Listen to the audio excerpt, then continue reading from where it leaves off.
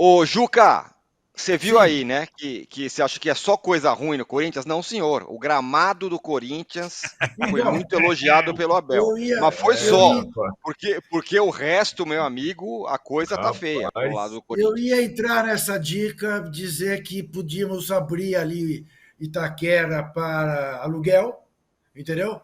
E mudar de ramo, porque para o futebol essa gente não dá certo, não. E ainda tivemos a introdução de uma velha ideia defendida por Cláudio Coutinho na Copa da Argentina, né, quando o Brasil foi eliminado, e ele disse que o Brasil era o campeão moral por causa de toda aquela celeuma em torno do jogo Argentina e Peru. E a nosso Antônio Oliveira disse que o Corinthians tinha vencido moralmente o jogo, que tinha passado maus momentos apenas nos 5 minutos iniciais, mas que depois tinha tomado conta e apenas falhado na hora de fazer o gol. E que, infelizmente, vitórias morais não valem 3 pontos. O fato é que o Corinthians tem uma brutal dificuldade em botar a bola no gol por uma razão muito óbvia, muito óbvia. E não é uma questão acidental, como às vezes acontece. É que o Corinthians tem, no ofício de fazer gols, dois jogadores que não são exatamente bons centroavantes: Pedro Raul, né, e Yuri Alberto. E tem atrás de si, atrás de um time que está sendo renovado, atrás de um treinador que acaba de chegar, uma bagunça administrativa e uma farra, esta sim, de empresários e tudo mais, que não apenas não terminou, como está maior do que a farra feita nas gestões anteriores.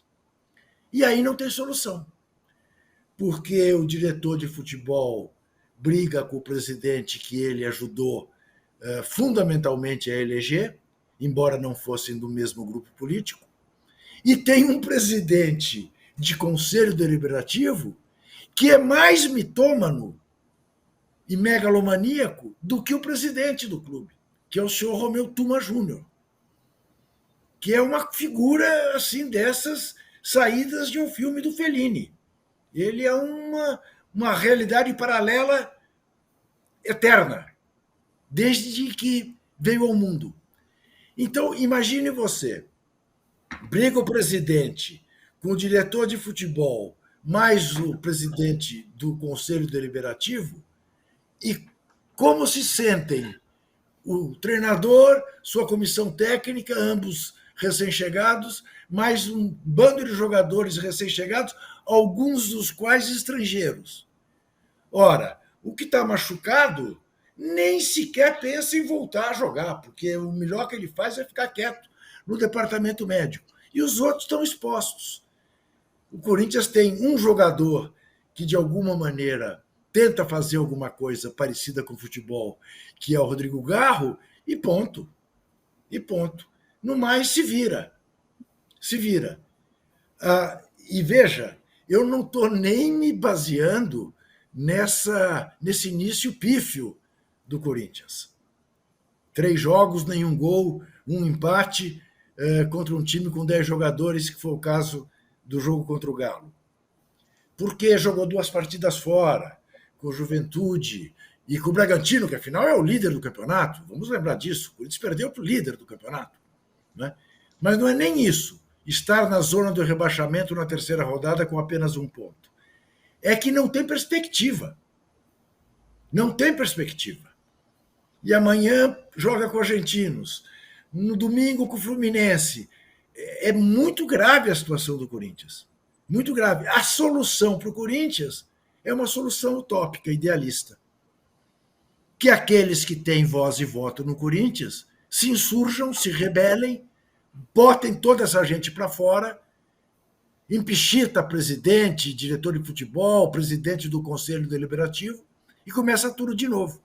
Sem os caras da administração anterior, que são tão ruins como são esses que estão lá agora. Isso é possível? Possível é. Isso é factível? Não. Factível não é porque os interesses num clube como o Corinthians são muito mais voltados para o próprio umbigo de cada um do que para a coletividade corintiana, que vai sofrer muito, a menos que aconteça um milagre de São Jorge. O Casagrande até escreveu para São Jorge no blog dele, no UOL. Dia 23, amanhã, é dia de São Jorge. O Casão fez uma carta a São Jorge, pedindo auxílio.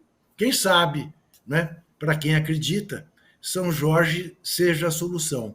Porque do jeito que as coisas estão, olha, o Corinthians, é claro, sem fazer terrorismo, terceira rodada, muito cedo para falar em rebaixamento, mas você olha para o jeitão das coisas, repito, não apenas dentro de campo, mas fundamentalmente fora de campo. Vocês se lembram que durante todo o mês de março, o presidente do clube disse que em abril, na terceira semana, teríamos a Semana da Transparência, seria publicado o resultado da auditoria? Cadê? Uhum. Ele todo. E anteontem ele disse de novo: não, semana que vem muda tudo. Cansei de pagar pelo que os outros fazem, e ele não faz nada. Ele não tem culpa de A nada. entrevista Não, do Augusto me fez sentir nos anos 80, ô Juca. Não, mas 80, porque, veja, anos 80, eu quero recuar um pouco. As entrevistas do Vicente Mateus elas eram folclóricas. Algumas vezes você não entendia, até porque ele foi formado em espanhol, não teve tempo de estudar aqui, então ele tinha limitações de vocabulário e tal, papá. Mas ele tinha sacadas ótimas, divertidas, mesmo quando estava bravo, quando estava com raiva. E ele tinha a favor dele a consciência que o torcedor do Corinthians tinha, por menos que alguns torcedores não gostassem dele, que ele fosse autoritário e tudo mais como ele era, ele punha dinheiro no Corinthians. Ele punha. Ele fez as maiores contratações da história do futebol brasileiro quando era presidente do Corinthians. Trouxe o Almir Pernambuquinho por 1 milhão de cruzeiros. Foi a maior transação. Depois do Paulo Borges, que era o grande jogador do Bangu e do Rio de Janeiro. Tudo isso em busca de sair da fila. As entrevistas dele eram às vezes, assim, eu não entendi nada que disse o seu Vicente. Mas ele punha dinheiro no Corinthians. Esses que estão aí vivem do Corinthians. E isto tem consequências gravíssimas, como estamos vendo. Vou repetir o que disse ontem no apito final. Ou não, no fim de papo. Fim de papo. O Corinthians é o time de maior torcida do maior mercado brasileiro. O Corinthians tinha a obrigação, bem gerido, de ser mais rico do que o Flamengo, embora o Flamengo tenha uma torcida maior do que do Corinthians no Brasil. Mas a exploração do mercado paulista deveria ser suficiente para o Corinthians ser o clube mais rico do Brasil. E o Corinthians está com uma dívida de 2 bilhões de reais.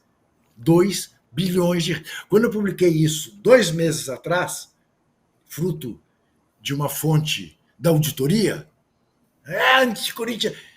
É isso. Eu hoje convivo com o rótulo de ser anticorintiano. E eu gostaria muito que esses que me pegam este rótulo tivessem passado os 23 anos que eu passei indo ver o Corinthians em todos os lugares até ver o Corinthians ser campeão.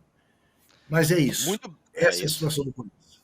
Situação dramática do Corinthians. Aliás, convido vocês a ler o texto do Mauro César Pereira no blog aqui do UOL, como o Corinthians bate o seu recorde de faturamento e continua na penúria. Tá lá no blog do Mauro aqui no UOL.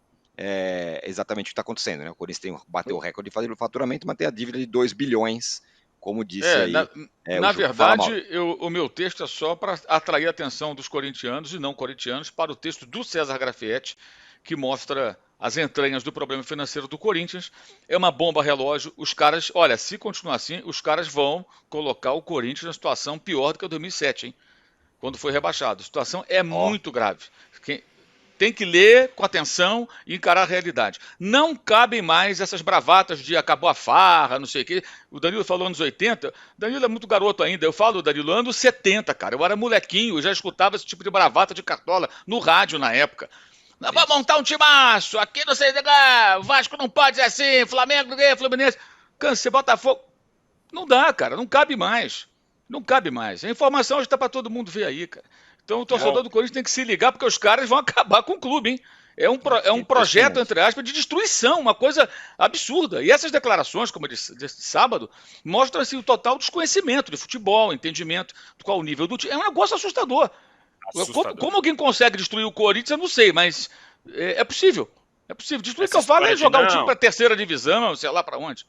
Aqui é Corinthians, quem é Corinthians tem que remar para o mesmo lado. Chega de errar pelos outros, vou errar por mim mesmo. Cada frase era uma pior que a outra. Eu ouvi assim, era realmente desesperador.